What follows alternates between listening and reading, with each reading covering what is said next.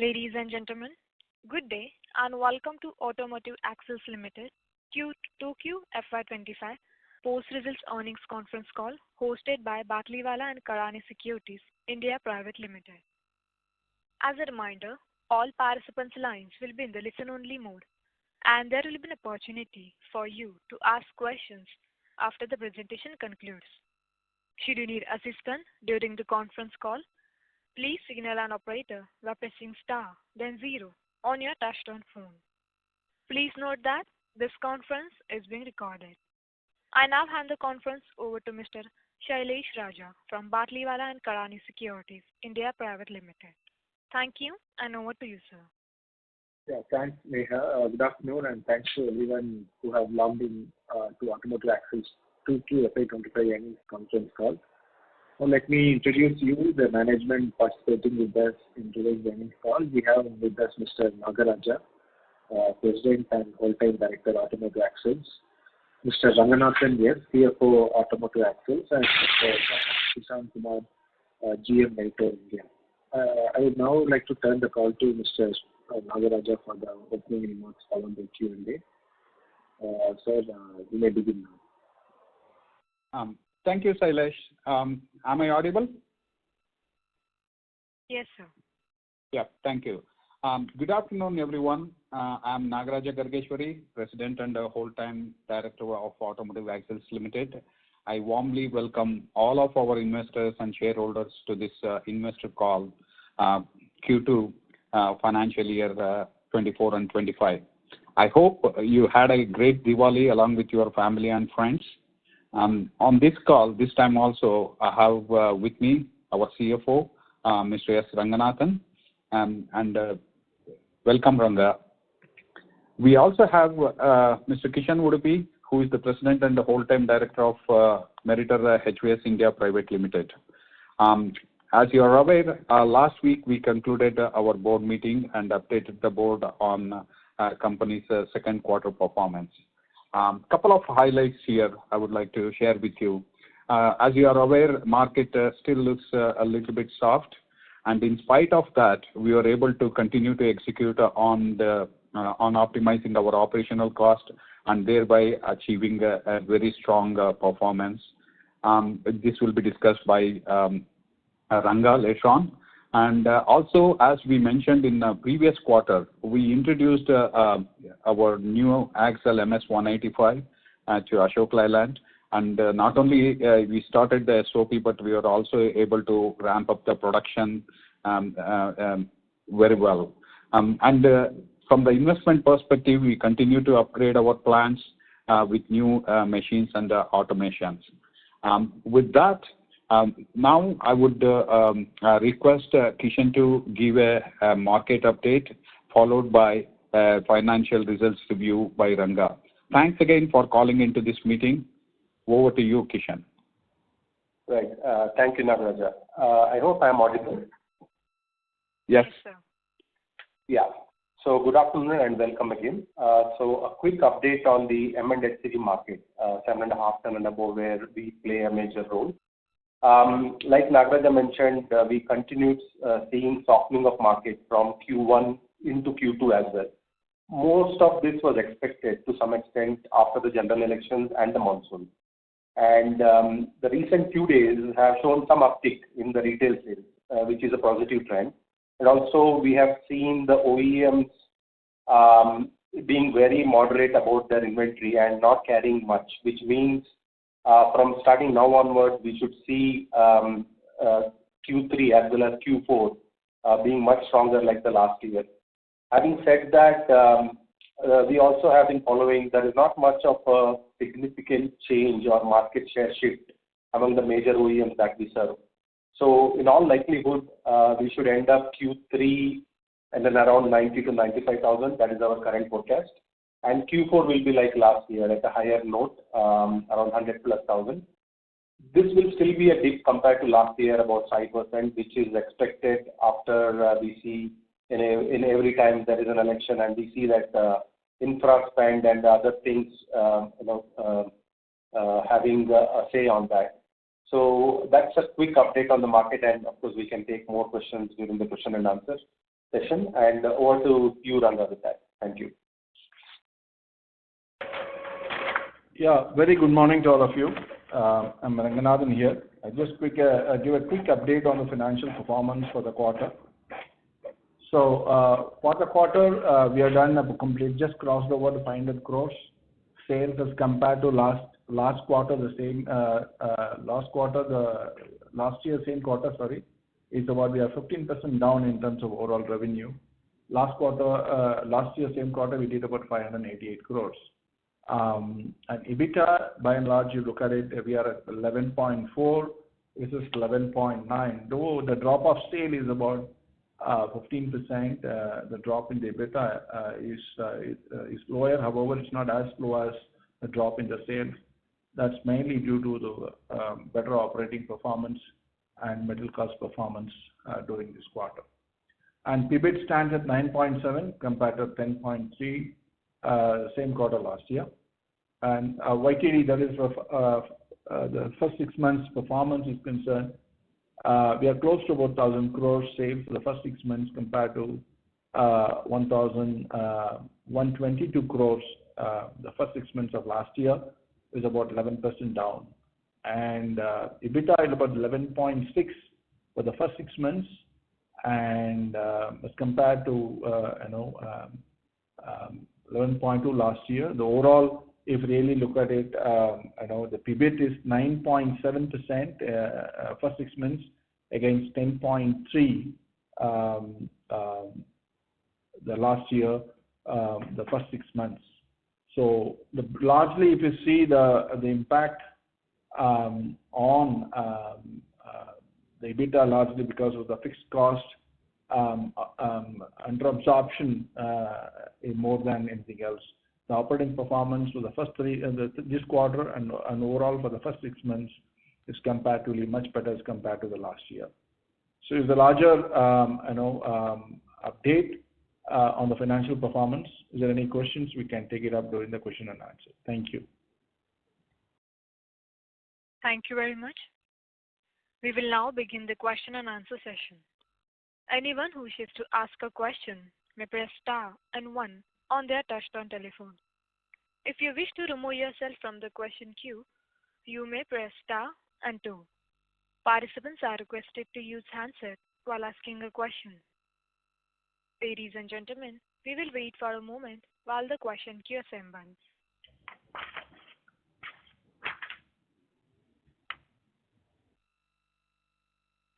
The first question is from the line of Sunil Kothari from Unique PMS. Please go ahead. Thanks, sir, for opportunity. As Mr. Nagaraj is here on the call and Mr. our whole-time director from Meritor HVS is also there.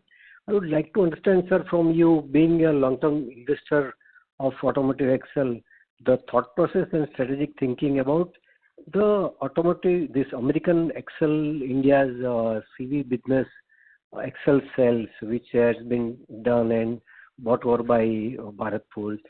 Have we considered those act or not? And strategically, what was the reason or what are the reasons we should not go behind those type of deal? That will be really helpful if you can little elaborate on this.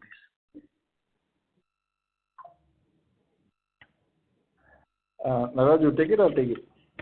Yeah, you take it, Ranga. Very good afternoon, Sunil Kothari. How are you doing, sir? Good, sir. Good. Good afternoon, sir. Okay. By and large, we did not participate on the bid because the bid was not offered to us at the very beginning. So at this moment of time, we don't have much details about that except other than what is available in the public. So time being, we are not commenting on this takeover until we get some more details on this. So at this moment of time, that's the only answer we have, sir. Because, sir, that company has grown just during this 2 year almost by 50%, where almost any auto component industry, including us, were not able to grow. They've grown that particular business from 900 crore to 1400 crore business. And so that's why, and you being in industry, I'm sure you will be looking out for. I'm listening and following you since last 4 5 years. We are trying very hard to get Tata's for extended business, but why we miss? I would like to convey that we missed this opportunity. But yeah, it's your thought process and your strategy. And Yeah, I give my view, and as I mentioned, that I don't have much details about this takeover, what the considerations, been considered to, bid and take this offer, because we don't know the details. But by and large, we are, as we say that we have been talking about last about 6 7 years. Our focus is basically on medium and heavy commercial vehicles. We'll continue to focus on it. The industry, what we are serving, and we are definitely, we are the leaders, and we are the largest independent axle manufacturers in India. We continue to hold that position for the segment what we serve. And we don't have the details of the American axles. What are the details? You may have bits and pieces. We know the information, but it's not very appropriate to comment on it. But that's the reason I said that initially, that without having much details, we don't want to comment at this moment of time. So as we get along the more detailed information, we can able to see that what it might be, what is not making value to somebody, it may be making value to somebody else. So at this moment of time, again, I'm reinstating, Kishan or Nagaraj can add value, that the industry, what we are focusing, we continue to focus on it. We continue to focus on new product development. We'll continue to excite the customers with our new products and our performance. And definitely, for an outsider, it may be a value add, but I'm not sure about, as he said, that since we will not participate in the bidding, we have no details about the takeover and other information at this moment of time. But definitely, we will be the largest axle manufacturers as we see it, and we'll continue to be leaders in the coming days too. I don't think we're going to do less or more. Definitely, we'll do more, but not less. And we'll continue to maintain our leadership.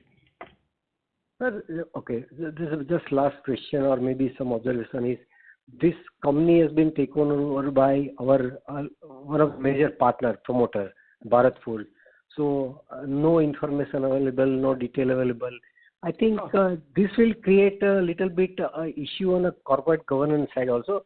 So I request you to just give a thought on the point that when our majority partner is taking over this entity, will it not be wrong on somebody's side that it will create a competitive intensity, maybe more? They are a part of the Automotive Axle Group and now they are taking it over. So will it enhance competition? Will it affect our capability with the customer? I think whenever something happens in industry where the only 2 3 players are there, I think normally managements are aware about everything. They are aware about your competitive capability and your products and customer. And I am sure you must be in this industry since long, so you must be aware about their positioning. I'm really surprised by this non-awareness of the deal and capabilities and products and all these things. Really, this is surprising for me. If you would like to, Mr. Nagaraj want to comment on this, will be really helpful. Just a couple of things here is again, obviously we are not part of the bidding for this company, like what Ranga mentioned. We don't have all the details. There is just an announcement has come, but this transaction is not complete. It goes through all the legal proceedings, including anti-competition and everything. So that's why we said that it is probably premature at this point of time to make any comments on this. Once we have all the details, probably we'll be able to answer your questions. Thank you, sir. Yes, thank you. Thank you. Ladies and gentlemen, you may press star and 1 to ask a question. The next question is from the line of Sagar Parikh from Vana Financial Consultant Private Limited. Please go ahead. Yeah, hi, good afternoon, sir. I actually just mirror Mr. Kothari's thoughts here that, Bharat Forge being a partner with us and they acquiring this company on their own. I just want to understand the thought process and what are your thoughts on this going forward. And yeah, I just mirror his thoughts basically. That's all I wanted to understand from you. No, sir, I fully respect your views here as an outsider. As Nagaraj is very, and we don't have much details about the takeover. So we only had this announcement what you had this year. Whatever you heard, we also heard. As individually, we may have our opinion and feedbacks about this, but officially, before we need to comment, we need to have some proper information before we commenting on it. So at this moment of time, it's only an announcement made by Bharat Forge. So once probably all approvals are done and we get to know more details, probably we can able to give answers to some of your questions. At this moment of time, with limited information, we don't want to guess and do something wrong. And so we consciously saying that, we don't have full information and we are not able to comment on it. That's the only limitation we are trying to put forward to you. I hope you'll understand it.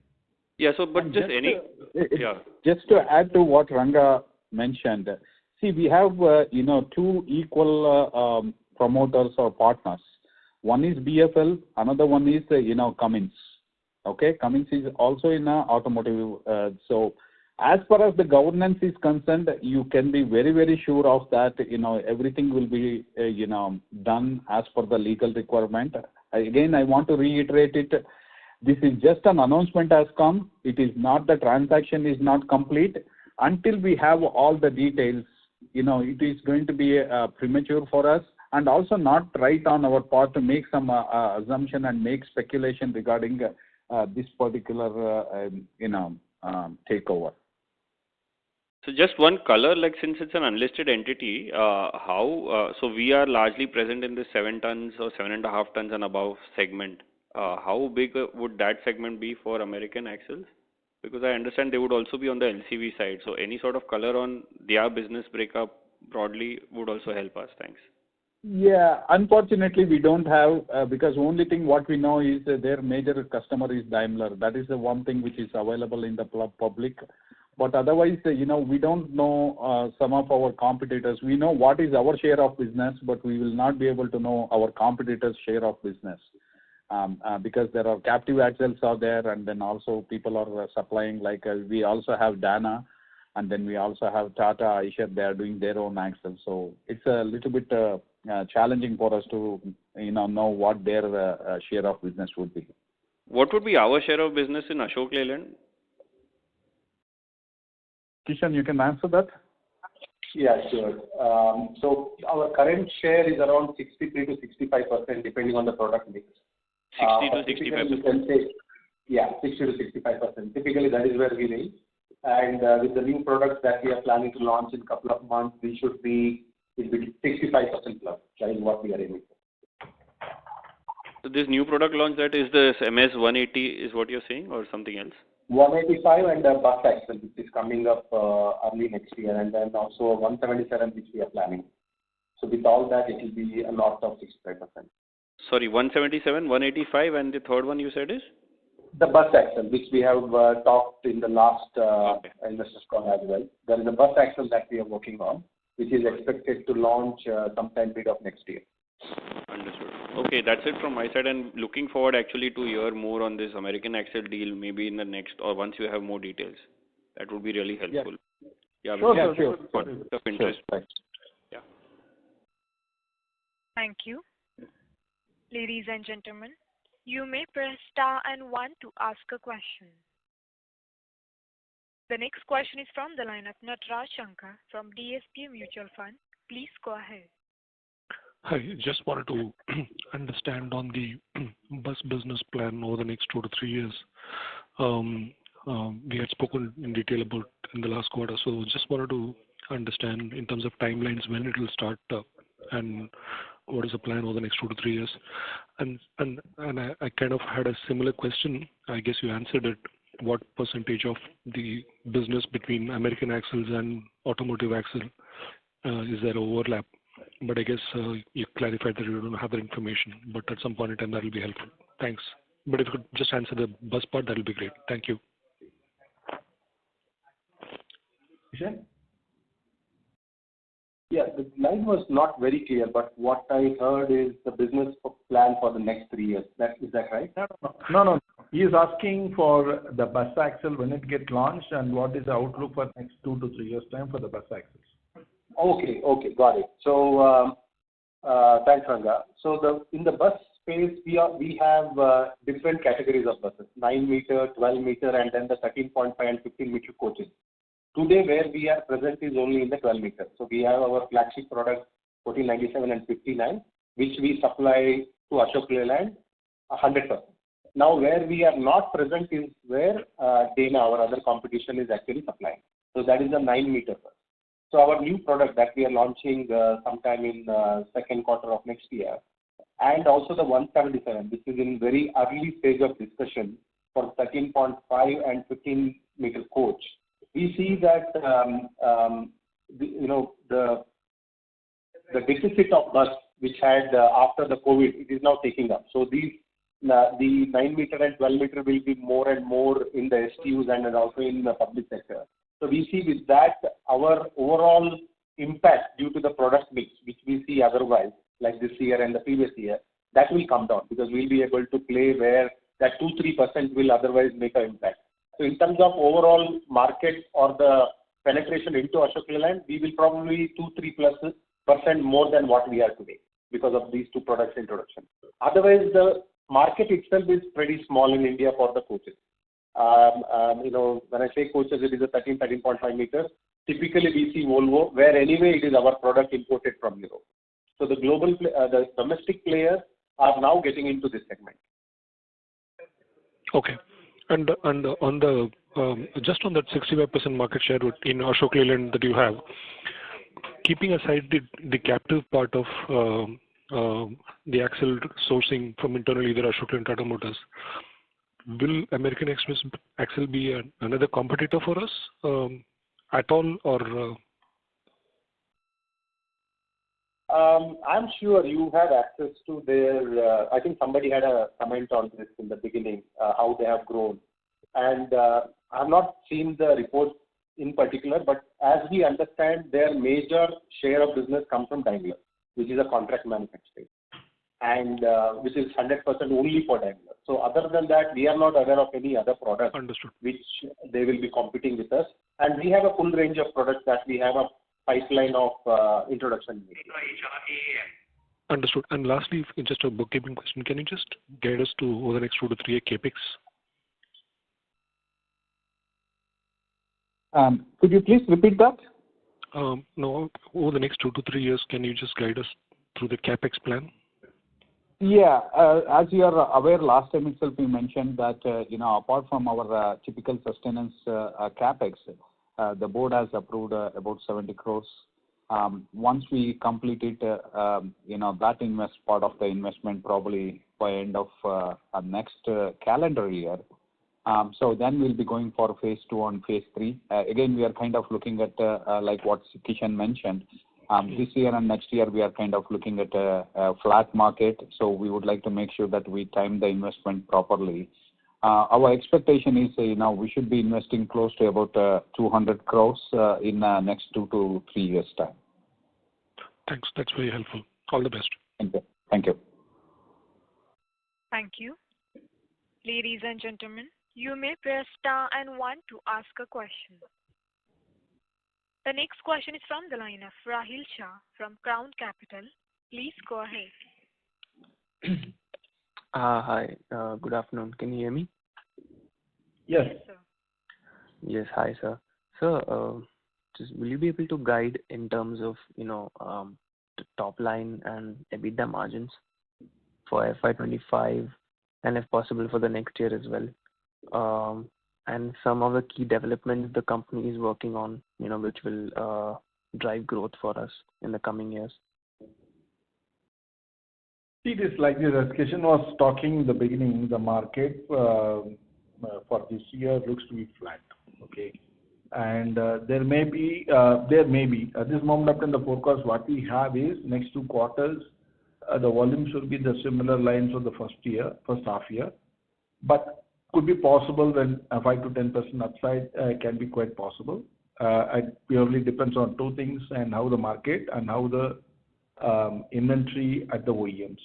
So we are expecting another 10% more than the first half year. In the second half, we have to wait and watch. And overall market, if you look at it, is continued to be just loitering below 400,000 vehicle level, with 395 or around that level it is there. So it's lower than the last year. But we have to wait and watch. So if you see our performance on the EBITDA is concerned, we are very consistent. Our EBITDA performance is quite consistent with respect to volume what we generate. As you really see, the operating level margins is substantially improved compared to last year. Mainly on our continued focus last 6 years on the material cost performance is yielding the benefit. Only what we are little suffocating at this moment of time is basically the fixed cost absorption. So as I said that, we continue, if the market is the same level, you can see the same level of performance of EBITDA in the next 6 months. If the market improves, as we are expecting another additional 10% to 12% the second half of the year, our EBITDA improvement will be much higher than that. So definitely that absorption benefit will come into the picture. So that will definitely make us a little better EBITDA as compared to what we achieved in the first 6 months. So that's how I would like to present the case. So even in the moderate performance, we are upholding our operating performance at the highest level. As Nagaraja was talking about the investments is basically meant to automate and debottleneck the issues in the production and on towards suit the investment to the new products and so on and so forth. So basically, the manufacturing automation is the main focus, which is resulting in an operating efficiency, and will continue to improve the operating performance. As the market grows, we will be able to get much better benefits into the overall EBITDA. So what was our volume in H1? H1, I just said at the beginning of the call that we did about close to 1,000 crores. And so we are expecting the similar volumes. I said that could be an upside, but plus 10% more. That could be possible. That depends on, again, how the market and the inventory, what the OEM has. Okay. So the next 2 quarters is expected to be flat. But what about FY26? Do you see recovery then? We are expecting conservatively a flat, but always 10% upside is quite possible. That we have to wait and watch. All right. Okay. Thank you and all the best. Thank you. Thank you. Ladies and gentlemen, you may press star and 1 to ask a question. The next question is from the line of Radha. Please go ahead. Hello, sir. Thank you for the opportunity. But my first question was that in this quarter, if you see the overall MHCV goods carrier volumes, so the industry volumes fell by 13%, and the similar number for our key customer, Ashok Leyland, it fell by 22%. And adjusting for, if you adjust the sales number that we have reported in second quarter with the lower raw material costs, like you have mentioned in your opening remarks, then estimated volumes for automotive axles have fallen only by 12%. So which is lower compared to the fall in industry or the fall that we have seen in Ashok Leyland. So just wanted to know what led to this outperformance compared to the industry, and also with respect to Ashok Leyland. Maybe I'll give a little bit of overall what I know, then probably I'll leave the question about giving more details, what you best know from a customer perspective. See, overall, if you look at it, madam, is Ashok Leyland is into LCVs, MHCV in all segments they have. So the overall performance, basically, if you look at it, I'm not sure. I've not looked at the data, but if you look to the all composite, you may be saying it. And second is about this quarter, we had some better benefits coming from sales to aftermarket, which was probably the last quarter's backlog, and we completed this quarter, and also some upsides on the brake side for TML. Sir, is this aftermarket thing a one-off in this quarter, and or do we plan to see an increase in aftermarket? That's the backlog of last quarter, which probably we completed this quarter. Yeah. So out of overall sales on a yearly basis, what percentage of sales is from aftermarket? Generally we don't share the percentage, but it's close to double digit. Okay, sir. The second question was that in March 2022, so we had announced a mission, Mission 2025. So in that, 4 key growth levers were discussed. So one was exports. So just wanted to know from the exports perspective, currently how much is exports and how has that increased compared to FY22 levels? But FY22. Yes, sir. I need to really see what FY22, but FY22, you're talking about 21-22 or 22-23? 21-22. Okay, I need to really check the data, but I don't have readily. I'm unable to comment on 21-22 to current, but nevertheless, compared to 21-22, definitely our export performance would have definitely gone much better as of now. Because that's definitely it's my gut at this moment of time, but exactly the quantification I don't have it before me to comment on it. And secondly, on the export segment, again, as I mentioned that we don't give the segmentation, but you can take it, it's also close to the double digit, that is also. And definitely, as I mentioned that the marginal increase in exports and good increase the backlog of orders of aftermarket of last quarter definitely has benefited us this quarter. And exports, 3 years back also we had 2 customers. One, if you see one is Meritor Group, and second was the Volvo Thailand. So apart from this, in the last 3 years, have we added any customers? And if not, then when do you expect to add new customers in the export market? Ishan, would you be able to take it? Yeah, sure. So when we talk about export, it is also the intra-company export that we do. So what Ranga touched on, what you mentioned is the OEMs that we export. And regionally, the regional business units will be the end of sale point. That is how it is been, except for the 2 cases where we do it directly. And going forward also, our focus is the intra-company export, where all the new investment that we are doing to bring the systems to the upgraded version, and also all the business that we are working with other regions like Europe and North America. That is all intra-company. And your question earlier on the growth, I just pulled out some number, which may not be very accurate, but we have grown about 25% compared to 21-22 to the current year. And all the new products also what we are now working on, we are bringing them to the global standard. For example, 177, 185, these are global products which are already manufactured somewhere else. So now introducing them in India gives us that advantage to also export to our intra-company elsewhere in the world.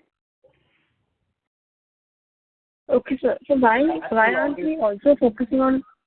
Yes, sir. Sorry? I wanted to understand why aren't we also focusing on adding new customers in the export market?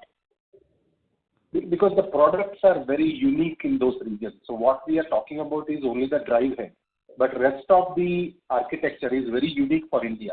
Just like, for example, in Europe, it is all cast housing. And in India, we don't have cast housing other than the heavy-duty hub reduction.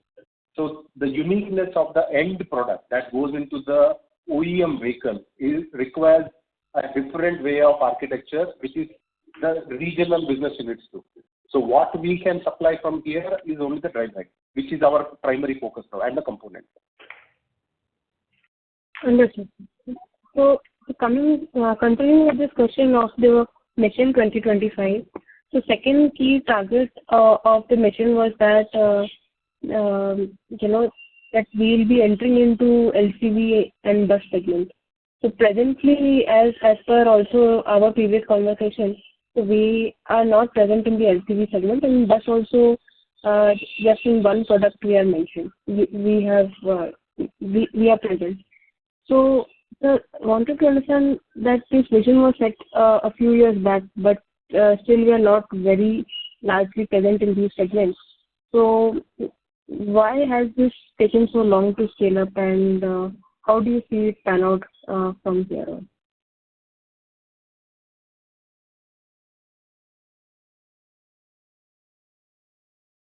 Kishan?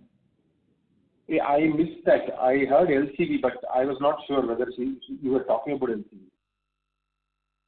Yes, sir. The LCV segment in our mission 2025 that we have stated 3 years back, there one of the key growth drivers was also entry into LCV and bus segment. However, we have not entered into the segment significantly.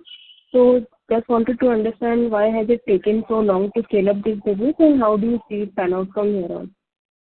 Right. So when we talk about LCV, we are still talking about the 7.5 ton and above. We have had no intentions to go below that. So all our axles, the smallest axle that we have is also in the 7.5 ton GVW, which we have a good, I would say, share of business with Mahindra and Ashok Leyland. Beyond that, we do not have any plan to go below the 7.5 ton, and neither we had in the past. Now coming to the bus, as I explained earlier, there are clear paths, and our core competency is actually in the 7.5 ton and above. There is no need for us globally also to look below that, which is a totally different ballgame altogether, and we have been never in that space. So for that, those two reasons, our focus will be the 7.5 ton core, where we already have products in production. The volumes are slightly lower compared to the lower end, but then the bus is where we are eyeing for, and also the ICV. So the new brake that we launched, the 394, that is a very sweet spot in the ICV segment, which we were not present in the earlier. So our focus has been always this 7.5 ton and above, and to be strengthening our product in the ICV segment, and that is what we have been working in the last 2-3 years. Sir, my question was yes, sir. Yeah, just add to what Kishan mentioned. If I understand, your question is why it is taking so much of time. Again, in the last 3 years, when the BS6, when we moved from BS4 to BS6, we had to really upgrade all our current products. That way, we did mention in our previous investor calls, we have probably launched about 4 to 5 new products in the high volume segment, especially for a M and HCV segment, which is really helping us to, meet and, keep our share of business with all the critical suppliers. So a bus axle was a little bit reprioritized, I would say. And that's why, now that we have done with all our major high volume products, the focus is coming on the bus axle. So we didn't slack off. Only thing is, we kind of reprioritized in last 3 years based on the market conditions and, the statutory and the legal requirements. Sir, my question was in the 7. Yes, sir. Just a bit more clarification. So my question was in the 7.5 to 14 ton category only. So previously we were in focusing more on greater than 16 ton category, and then we had mentioned that we will enter in this 7 to 16 ton category also. So my question was that in this category specifically, that we have not significantly scaled up in this segment. So and you also mentioned something about Mahindra share of business. I just request you to repeat that. I have missed that part. So why has it taken time in this segment only? So maybe Kishan, I will just add a couple of comments and then maybe you can further explain. So we do have 3 products in this 7 to 14 ton segment. Like what Kishan mentioned, our smallest axle, which we supply to Ashok Leyland, that has grown in volumes over the last 3 years. Apart from that, we also have 11X product and also the 120 product. So it is not that we don't have the products there, and some of these products have been kind of launched in or upgraded in last 3 to 5 years. So again, that particular volume is a bit a challenging one, and the volumes are also kind of probably Kishan can comment on that. So whatever the possible share of business, we have got the share of business there, and also penetrating into some of the new products which Mahindra has introduced. We are on that, and also some of these products are also being exported by the OEMs out of India. So we do, in a way, indirectly we are exporting some of these products. Yeah, Nagaraj, just to add to that, there is also significant shift in the market. Now, as you see, the higher tonnage vehicles and the high value that our axles provide, that has also been the shift in the market. So we are aligning our strategy along with that. Like all the new products that we are launching is in the heavy duty, medium heavy duty segment, which is where we are seeing the volumes. The 8x2s, 10x2s, even the 4x2 tractor, where the axle, probably the 185 is the largest axle we have in India, and that is the value we are bringing. And that is also where we can realize more, penetration. Like for example, Ashok Leyland, Mahindra, these are all the non-captive OEMs where we are almost present 100% in these new segments what we are launching. All right, sir. So my question, I'll continue with the second question, which will be a continuing of this question only. So broadly, if we take the industry MHCV goods carrier numbers for first half FY25, so the average monthly production has fallen in the 25 to 34 ton and 46 to 55 ton vehicles in 1H FY25 if we compare that number to FY24. And where we see the production increasing is the 16 to 25 ton and 25 to 49 ton. So hence my question was in light to this that if the industry is shifting more towards lower tonnage vehicles, then have we been slower in launching products in these segments? And if you could just highlight what is our wallet share in the segments 16 to 25, 25 to 49, where we are seeing higher production currently by the industry.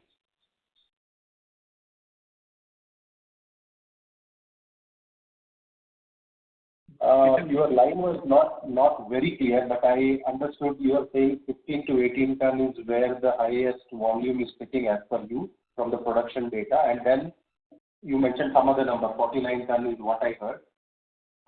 That is probably what I was telling earlier. So the shift is very clearly, and you are probably looking at only the last 1, 2, 3 quarters, but what we are seeing is the high tonnage, the 43 ton and above. That will be the one where the highest number of vehicles will be sold, including the tractor trailers. And coming to the 15 to 18, we already have 3 products in that space, which is in production for a long time. And they are catering to most of the applications that we currently do with any of the OEMs.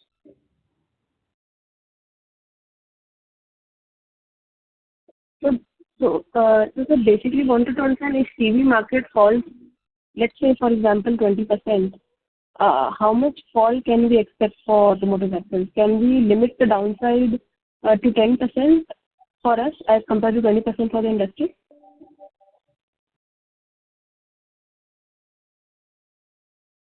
Nagaraj, I'm finding it difficult to that's a very, very tough question. But what we have done over the years, I think you probably can witness that, is when the market is growing at a certain X percentage, we have always grown, more than that. That is by, expanding our, product portfolio, increase in the share of business with our existing customers. And also we are being present in some of the new EV OEMs or startups that are coming in. And our export business in the last 3 years, it has grown. Of course, this year, all the European and North America markets are a little bit, soft. That's why, we are kind of a flat. But that is the area we are kind of looking at.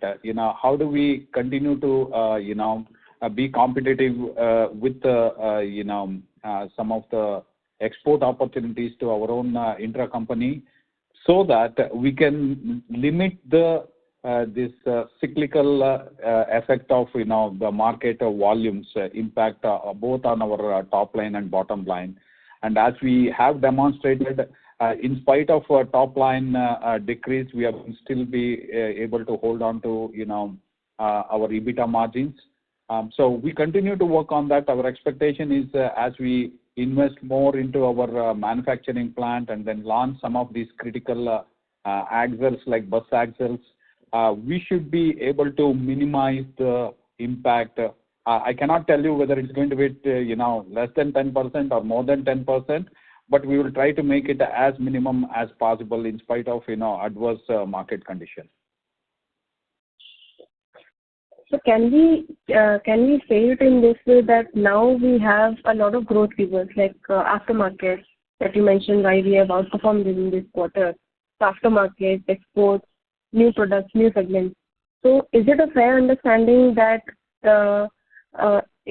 if there is a CV down cycle, then our performance will be much better compared to the historical performance in a down cycle? We will be definitely try our level best to be better than our peers. But again, it's very difficult to kind of dimension it because there are different product segment and, different OE shares, how it gets affected.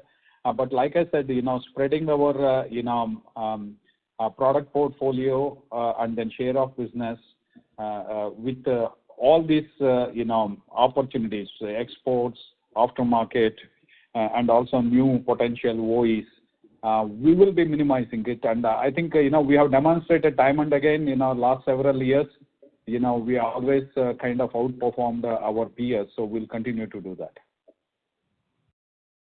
All right, sir. Thanks and all the best. I'll come back in the queue. Thank you. Thank you. Thank you. Ladies and gentlemen, you may press star and 1 to ask a question.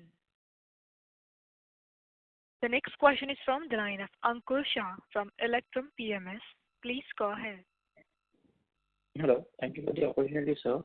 So could you guide us just a ballpark number, what kind of revenue growth we're seeing in the next 3 years, this is being industry growth and sustainable EBITDA margins going ahead? So I just no, generally we don't paint a picture of the EBITDA, but definitely you see the track. Today, if you really see the highest volume we done in terms of number of vehicles is about 18, 19. Today, if you really look at it, we are much lower than. And the next 12 months forecast, the market is continue to be around 400,000 vehicle level. So we don't expect much of a growth the next year too. And beyond that, we are expecting the market might grow, but we have to wait and watch. As he said that as the market grows, our growth will be better than the market for sure. On EBITDA, if the market touches the volume of 18, 19, which unlikely to my opinion because the configuration of the vehicle, the market segment is completely changed in the sense that the type of vehicle what we have in 18, 19 which is currently happening is quite different.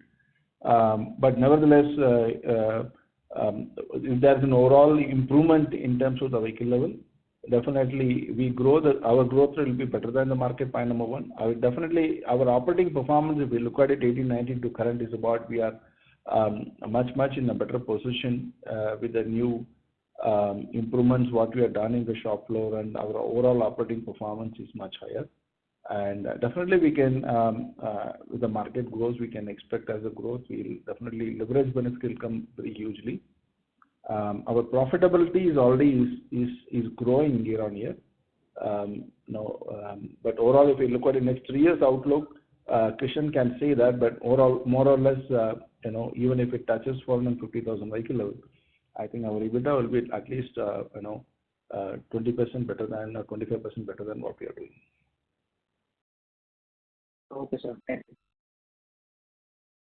Thank you. Ladies and gentlemen, you may press star and 1 to ask a question. The next question is from the line of Muskan Rastogi, an individual investor. Please go ahead. Hello. Thank you for the opportunity, sir. So in a previous con call, you had mentioned that brakes are around 10 to 15% of overall volumes for the company. And the company has launched 2 new models in brakes as well as they see more opportunity in the exports market. So in the light of this, please tell us where do you see 10-15% numbers in the next 3 years? And do you plan to increase the brakes mix to 20% plus? Kishan, would you take it? Yeah. So the first part of the question was on the growth, what you're talking about. And like you, I think the question. Hello, can you hear me? Yes, brakes. Yeah. Yeah. So if you, I think in the previous call we talked about Mission 25 or Mission 28. So similarly, that is when it is for the operation, we also have a product roadmap or technology roadmap for the products. And in the brakes, with the launch of 394, we are already seeing the market which was not available to us earlier. We are seeing that we can easily increase our market share in the brakes by 2 to 3%. So our ambition is to come closer to 35%, 38% as the overall market share in the segment where we play, which is the medium and heavy duty. There are a few more brakes that we are looking at more specifically for EV, where today if you see EV is still in the bus space, right? It is still growing in the buses. And the brake that we are supplying is a regular brake, foundation brake. But there are opportunities to make modification or improvement in that segment that we are already working globally as well as in India. So with that also in the place for the next 3 to 5 years when the bus market, electric bus market grows, we believe we can take our overall market share in brakes to about 35%, 35 to 40 even. Oh, okay, sir. Thank you. So, my next question is, in the last 3-4 years, we have been able to grow market share in brakes from 30 to 35% to 40% now. Can you please talk about the challenges we face in terms of getting new business and how do we address them? And what gives us the confidence to take this to 50% in coming years? Sure, I can probably tell you that, right, the only other competition for us in India is Brakes India. And they are a brakes company, but we are as a full product solution provider. So brakes, while we are only talking about the drum brake, in the drum brake space on the M&HCV side, we have already segmented them to cater to almost all the applications where Brakes India is present. Now, always the challenge, probably for Brakes India as well, is the friction is always controlled by the OEM here, which means our applicating of the product is a little bit limited. It is not, in other words, it is not our standalone recommendation, but it is always jointly with the OEM. And OEMs always have a dual policy. They always have a dual policy when it comes to any product and specifically brake, because there are two players here. What differentiation we can bring is our global knowledge. Like I gave an example of the brake specifically for EV. So we have done a lot of data gathering globally where we understand the EVs operate differently because of the architecture and the regenerative capabilities of the motor. So now we are mapping that back to brakes and making them more optimized, which means that within the operating space, within the M&HCV and the bus space, we can bring up more efficient and more value-adding products, which I wouldn't say Brakes India will not be able to do it, but because we have this global connect, maybe our opportunities there are better. Challenge is always that the highest contributor to the BOM cost is the friction. So that is always in India with the OEM. So that will always be a limiting factor for us. Oh, okay, sir. So could you please talk about the business opportunity in differential gears and currently where are Mahindra and Tata sourcing the gears they are housing from?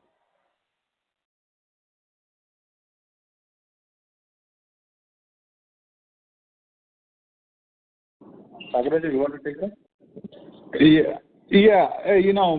I think, again, I do not understand what you mean by differential gears. Most of the differential gears, if you are talking about, side gears and the diff pinions, which are all the smaller gears, usually it is always outsourced with the precision forging companies. So I think they should be, getting from the same supplier as ours. But as far as if you are talking about crown wheel and pinion, we always, most of the people, they buy this crown wheel and pinion. They don't buy it. We do at least from the automotive axles perspective, we manufacture it in-house because that's where our IP is. That's where we do the value addition. So I believe maybe our competitors are also, most of them, they probably do in-house. Oh, okay, sir. That was helpful. So in terms of ROCE, what is the delta between ROCE from axles business versus brakes? And what is the capex cost per unit for axle and brake if someone is creating a fresh capacity? That's the last one is very difficult because it depends on what kind of technology you are going to, bring in. And definitely it will be very, very expensive. I would say that because it requires quite a bit of capex, and that's also act as a high entry barrier for the new entrants. With our technology, I mean, like from our technology, what would be the capex cost per unit for axle and brake? Probably, maybe Ranga, you should talk about it because I think we have invested over the 40 years, so it is we don't have one single ballpark number to say what should be the capex.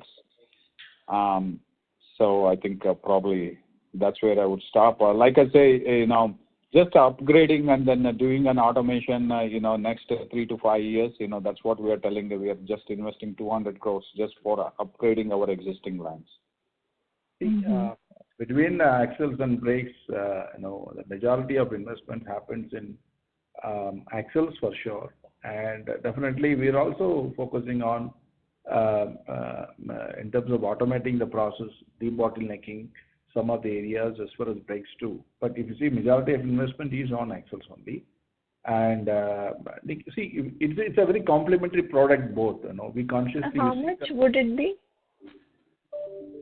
No, we don't give a split, but you can say I tell you about major investments in the whatever the capex which Nagaraj indicated earlier in the call. We have assistance, and also we have board has approved 70 plus crores to invest overall basis. Majority, I'll say, that would be in the axles business, axles lines, manufacturing lines. That requires more automation and all this. Our focus at this moment of time is on that.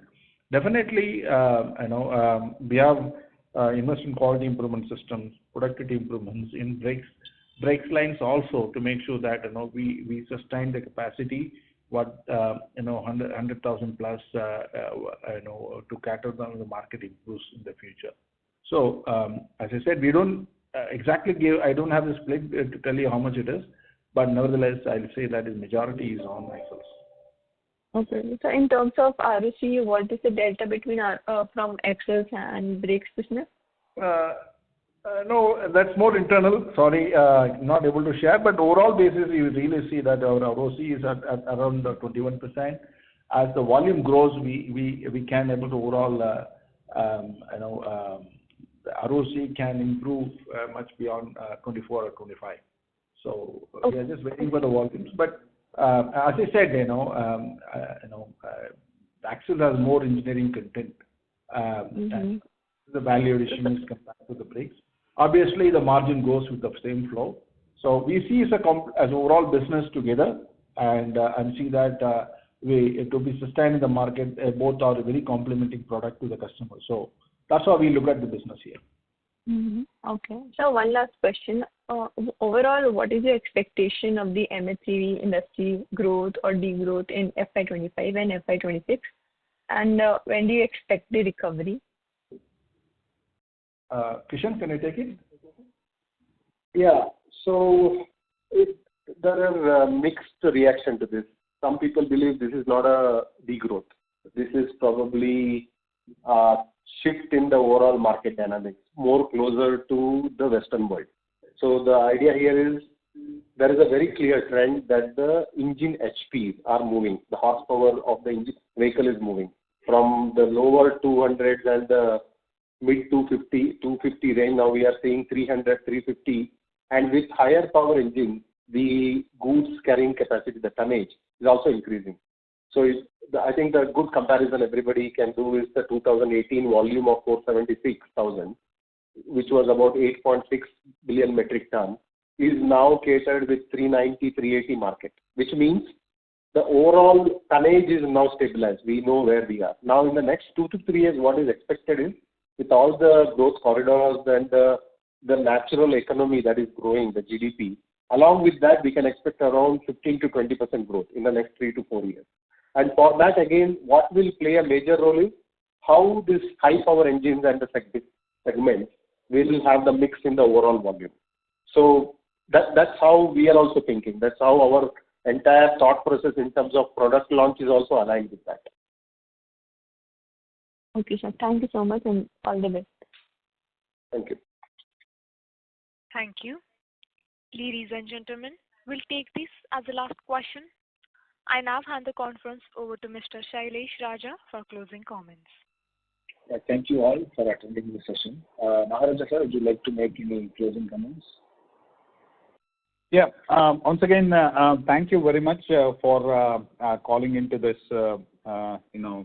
investor call. Really appreciate. I do understand that, there were some questions we could not probably answer to your satisfaction, especially related to this acquisition announced by BFL. But as we mentioned that with whatever the information we have, we cannot make any speculation or make any premature comments on that. So we'll wait how it turns out because this transaction is not over yet. On the other hand, from the performance perspective, like we mentioned, we are committed. We are always growing, better than the market. And then we have always been very prudent when it comes to operational cost, especially the last quarters, the last few quarters. Earlier we used to invest heavily on the product development. Now we are also started investing and upgrading our operations and then manufacturing capabilities. So with that, we are very sure and very confident the entire management, to meet the growing challenges and demand from the OEs, shift in the product lines, and also maximize the opportunities that is available in both aftermarket and exports. So with that, again, I would like to thank Ranga and Kishan and also B&K, Shailesh. Thank you very much and have a great evening. Thank you, sir. Thank you all. Thank you. Thank you. Thank you. On behalf of Batlivala and Karani Securities India Private Limited, that concludes this conference. Thank you for joining us and you may now disconnect your lines. Thank you.